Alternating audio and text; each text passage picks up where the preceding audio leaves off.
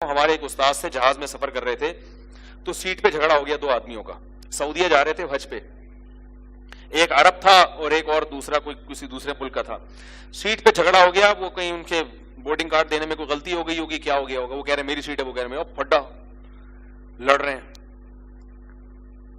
اب جو اسٹیورڈ ہوتا ہے, کیا کہتے ہیں, جو میل ایئر ہوسٹس ہوتا ہے نا, ٹھیک ہے نا, وہ ہے اسٹیورڈ, وہ جو اسٹیورڈ تھا وہ بیچارہ ریفری بن کے آیا, پھڈا ہی نہیں نمٹ کے دے رہا, جھگڑا ہو رہا ہے. تو ہمارے استاذ تھے, انہوں نے وہ گئے, انہوں نے حدیث سنائی. دیکھو رسول اللہ صلی اللہ علیہ وسلم نے فرمایا کہ جو شخص حق پر ہونے کے باوجود اپنے حق سے دستبردار ہو جائے جھگڑے سے بچنے کے لیے, اضمنت لہ بیتن فی وسط الجنہ, کما قال صلی اللہ علیہ وسلم, کہ میں اس کے لیے جنت کے بیچ میں گھر کی ضمانت لیتا ہوں. تو جو عرب تھا نا, وہ تو عربی بھی جانتا تھا, وہ فوراً پیچھے ہٹ گیا.